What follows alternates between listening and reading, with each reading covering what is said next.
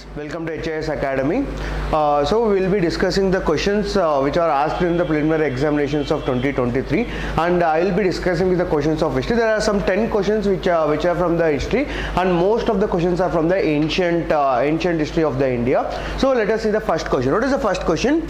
In which of the following regions was Danyakataka, which flourished as a prominent Buddhist center under Mahasangikas located, right? Now, see how to answer this question. How to answer this question? What are the key points in this question? But the key points is obviously this will be the Danyakataka.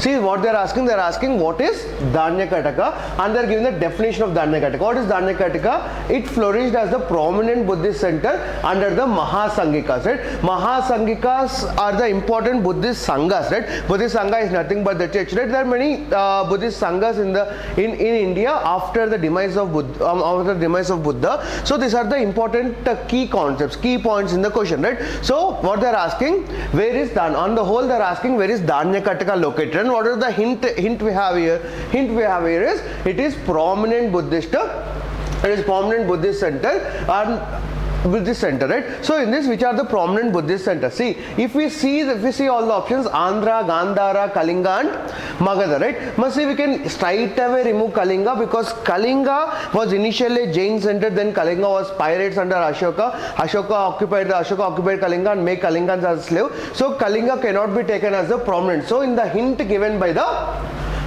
civil service, that is the UPSC, they said it is a prominent Buddhist center. So straight away we are removing Kalinga, right? And Magadha, right? See, Magadha is never the only center for Buddhism. Magadha is the capital. Magadha, not the capital, Magadha is the biggest Mahajanpada and its capital is Patliputra. So we cannot take Magadha as a prominent Buddhist center. So what can be the answer? Answer is Andhra. See, what is Gandhara? Gandhara is Gandhara is present day Kandahar, right? See, Kandahar cannot be Danyakataka. Danyakataka is a place where you have more and more grain. So the other way to answer this question is, again we are going on the keyword of Danyakataka. Danya, what is Danya? Danya means grains. So among the following options, which will be having grains? See, Andhra is completely fertile plains of Krishna and Godavari, but still today Andhra is called as Annapurna. Still today Andhra is called as Annapurna. Why? Because among all the states of the southern part of the country, Andhra has more and more agriculture. So straight away the answer is Andhra. So for this question, what is the answer? Answer is Andhra. So what I am trying to explain here, not only by going to the question directly, even you can solve this kind of questions by the process of elimination. I hope I am clear. Let's move on to the second question, right? So what is second question? Yeah, very nice question. Now, so with reference to the ancient India, consider the following statement. So with reference to the ancient India, again question is from the ancient India. The concept of stupa is Buddhist in origin. First statement. Second statement, stupa was generally a repository. Repository of relics means it consists of ashes, right? Next, stupa was votive and commemorative structure in Buddhist tradition. So if we see the statements, all the statements are related to the Buddhist architecture. So what is the first Buddhist architecture? In the Buddhist architecture we will be having three. One will be Chaitya, second is Vihara, and third is Stupa. Chaitya, Vihara and Stupa. What is Chaitya? Chaitya is the Sangha of Buddhism, that is church of Buddhism. What is Vihara? Vihara is the dwelling place of Buddhism. At the same time, what is Stupa? Stupa started after the demise of Buddha. See where Buddha died? Buddha died in Malla Mahajanpada, that is in the capital Kushinagar. So what the people of Malla did? People of Malla,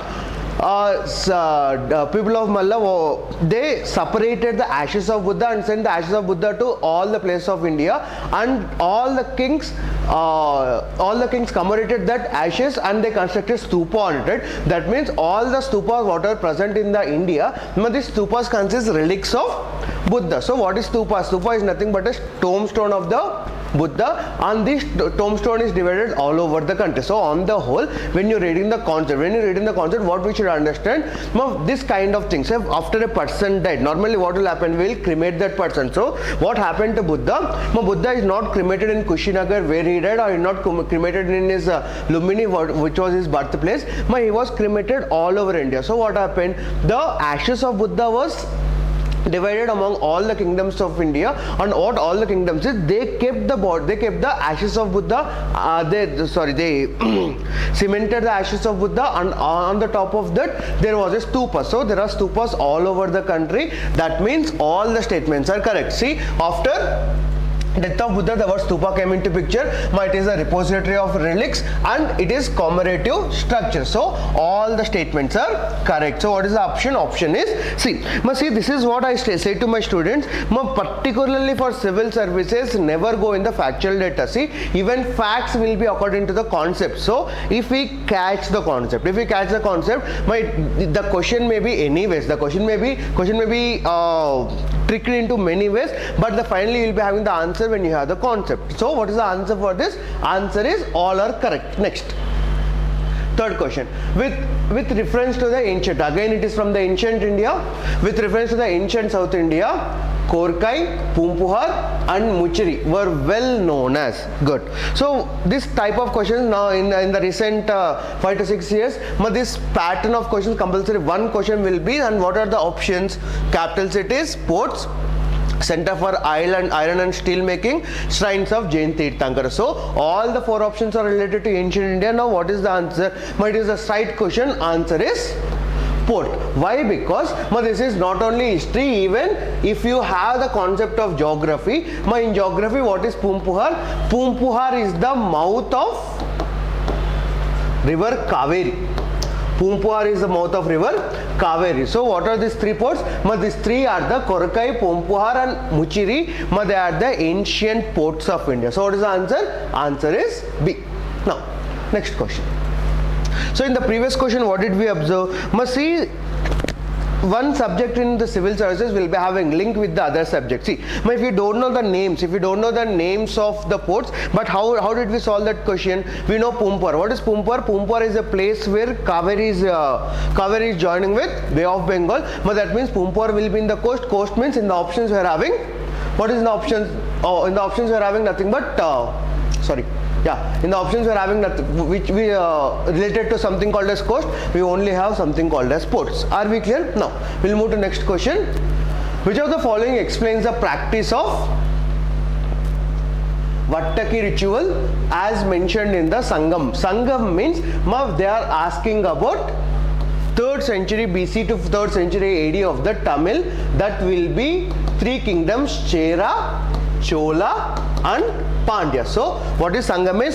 See, in the civil services compulsory will be having a question from the Sangam age, right? So from the Sangam age, now the question is, they're asking a ritual and a straight question. What is a king employing women bodyguard? See, in the Sangam age it happened, but kings employing women as a bodyguard, it was particularly seen in the Vijayanagaram kingdom, which belongs to the medieval history. Kings employing women bodyguard, which belong to the Vijayanagaram kingdom. It is in the medieval history. Learned persons assembling in the royal court to discuss religions, philosophy matters. But this option is related to Ibadat Khana, which was the previous year question of UPSC, Ibadat Khana of Akbar. So first is not the option, second is not the option, third, young girls keeping watch over agriculture fields and driving away birds and animals. This is related to the IVC and Vedic civilization. And last, fourth one, a king defeated in a battle committing ritual suicide by starving himself to the death. Now if you closely observe, there is answer inside the question. See, Vattiki ritual. In English, if I convert, but it is, so they are asking about a ritual. And what is the ritual in this? What is the ritual in these four options? First option is not a ritual, second option is not a ritual, third option is not a ritual, but fourth option straight away they are asking a ritual. See, this is what I say to my student. Civil services is not the exam on your knowledge, it is the exam on your observation. That will be called as attitude, right? It is how you are taking the questions. In the question only I have the answer. In question there is a word called as ritual, in option I have a word called as ritual. So question is very simple, that is D. Now we'll move on to the next question. Which of the following dynasty? I like this question. Which of the following dynasties? Which of the above dynasties established their kingdom in the early 8th century? That means they are asking from 8th century AD to the 9th century AD. What are the kingdoms, right? So normally we in the history we don't have much kingdoms. We don't have any history about these kingdoms in this period. But what are the questions? Hoysalas, Gadavalas, Kakatiyas and Yadavas. How to answer this question and see the type of options they are giving, right? But they are not saying 1, 2, 1, 1 and 2, 2, 2 and 3. No, they are asking only 1, only 2, only 3. That means only 1 or 0. So option, what is the option? Either there is one dynasty in the 8th century AD or there are no dynasties in the 8th century AD. No, with a simple diagram we can remember this. See, Hoysalas, Kakatiyas, Yadavas. What are they? They are the contemporary kingdoms in the time of Alauddin Khilji and Muhammad bin Tughlaq, right? See, we have something called as Malik Kafur's march. Malik Kafur started from Delhi. And he came to the south via Gujarat, occupying Yadavas of Devagiri. This is Yadavas of Devagiri, Kakatiyas of Warangal, Hoysalas of Dwarasamudram and Pandyas of Madurai. So who came here? Malik Kafur. When was Malik Kafur? Malik Kafur in the time of Alauddin Khilji. When was Alauddin Khilji? Alauddin Khilji 1295 to 1315. So Alauddin Khilji belonged to the period of 12th century AD. So this is wrong, this is wrong, this is wrong. Only 1 is wrong, only 3 is wrong. Now we are between only 2 and 3. Gadavalas is also the small kingdom in the 11th to 12th century AD. Even 2 is wrong. So what is the answer? Answer is D. So for this type of question, if you have the answer called as none, be very careful in civil services. 95% none will be the answer. 95% none of the above will be the answer. So see, again a fact came in the concept of a fact from the concept. So this is how civil services will be there. Now next question, with reference to the ancient India. So up to now we only saw one question from medieval, all the other questions are from the ancient Indian history. Consider the following pairs. This is Devi Chandraguptam, which was written by Bilhana. They have given Hamira Mahakavya, Naya Chandrasuri, Milindapana, Nagarjuna, Nitiwakya Mitra, Somadeva, Suri. So which of the above following pairs are corrected? So in the ancient literature, a very famous book, that is Devi Chandraguptam, was written by Vishaka Datta, who also written something called as Mudra Rakshasa. It is a book on Kautilya. Mudra Rakshasa is a book on Kautilya. So the same writer that is Vishaka Datta. Has written Devi Chandraguptam. So 1 is wrong. And very famous Milindapana. Milindapana is a dialogue between Meander, one of the Greek king, and Acharya Nagasena. It is not Nagarjuna, it is Nagasena. So even this is wrong. So we should be very clear. And these are the important books. They are not picked from anywhere. Like they did not pick randomly. They are the important books in the ancient literature. And this book Mahakavya is written by Naya Chandrasuri. What is the answer? Answer is, so no need to check 4. Are we clear? Yeah. Now a very important question, again a fact based on the concept. So what is the question? Souls are not only the property of animals and plant life, but also of rocks, running water and many other natural objects not looked as on living by other religious sects. Which of the above statement reflects the core belief of which one of the following sects? So what they are asking, there is a particular, see they give the religion, Jainism, Buddhism, Shaivism and Vaishnavism, all are the ancient Indian religions. So in this what they are asking, they are saying that there is a particular religion which believes that all the organisms, living, non-living, everything will be having a soul, nothing but Atma. So which religion will discuss about Atma? The religion which is discussing about Atma, that will be called as Atma theory, and that religion is Jainism. That religion is Jainism, right? See, let me explain this, how to remember this. Let me explain this. In Jainism we have a concept. Many of the Jains today, many of the Jains today, they are not eating onions, they are not eating potatoes, they are not eating the things which are completely attached to the ground. The concept here is, for example, if I pluck a tomato from the plant, the plant is not dying, right? If I pluck an apple from a plant, the tree is not dying. But if I take potato, the complete tree plant is dying, right? Dying. If I take a radish, the complete plant is dying. If I take carrot, the complete carrot is. That means I am creating huge non-violence by killing something, right? But if I pluck a tomato, I am not killing that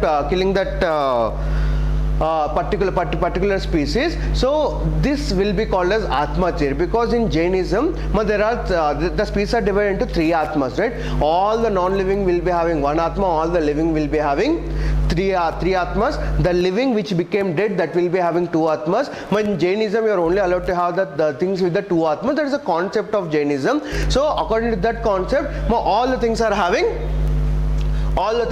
something called as soul. All the things are having something called as soul. So what is the answer? Answer is Jainism. Very beautiful question. Next.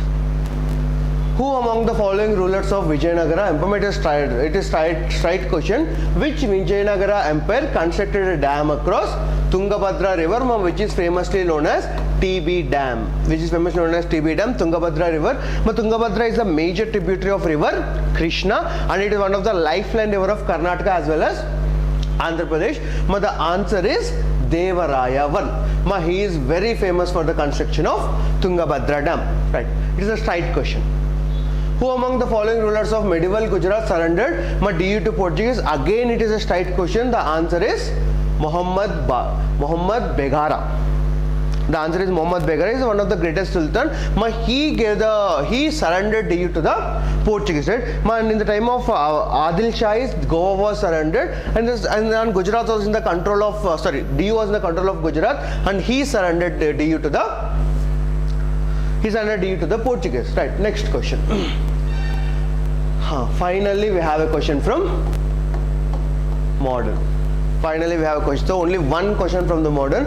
By which of the following acts was the Governor General of Bengal designated as the Governor General of India? Governor General of Bengal became Governor General of India. For this, you should remember for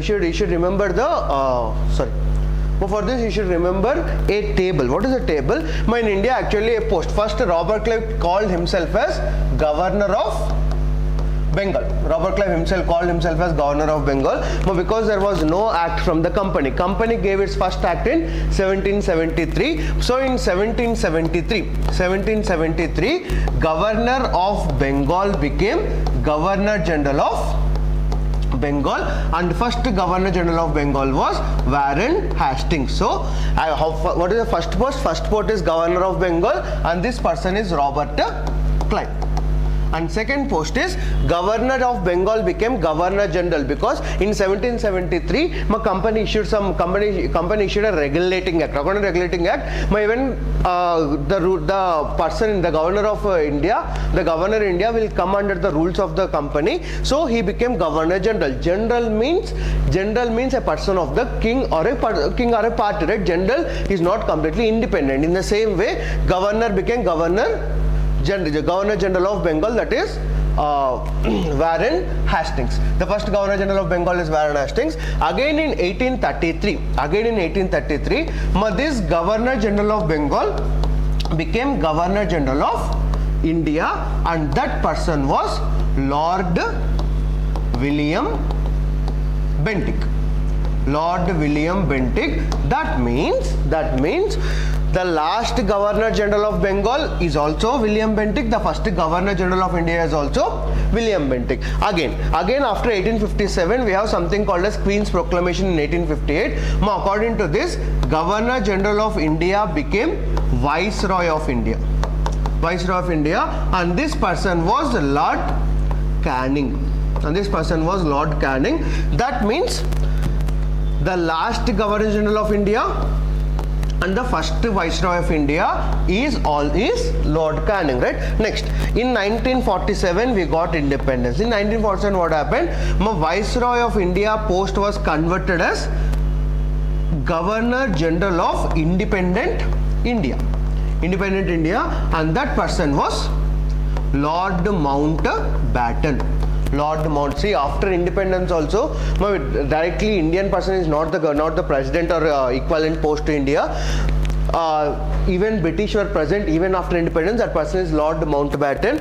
Again, this came to the person called as the second Governor General of independent India is Rajaji. We call him as C. Rajagopalachari. C. Rajagopalachari.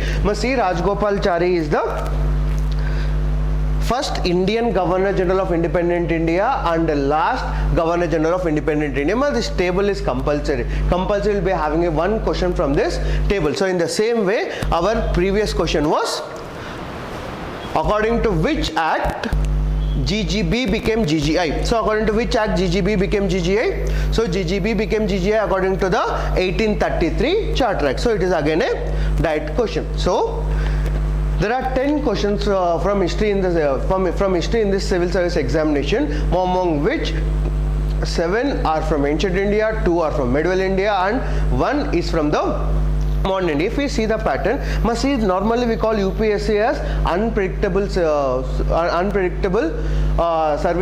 service of India. Why we call it as unpredictable? Why we call it unpredictable? Because normally people will read more and more modern India and will be neglecting ancient and medieval. In this condition, what they have given? They have given ancient and 2 from the medieval and only 1 from the modern, which is a very simple question. So my advice to the students is never neglect any topic or any subject in the civil services, because it is UPSC is highly unpredictable, and this is how we should solve. And one more thing, not only directly from the questions, even we can solve the questions if we have the normal common sense, right? So in this scenario, these are the 10 questions from the ancient India, and I am very happy to say that all the 10 questions are discussed by me in the classroom. All my students know all these 10 questions because all these concepts I discuss. So I am very proud in this year, and I hope this video will be helpful for you. Thank you.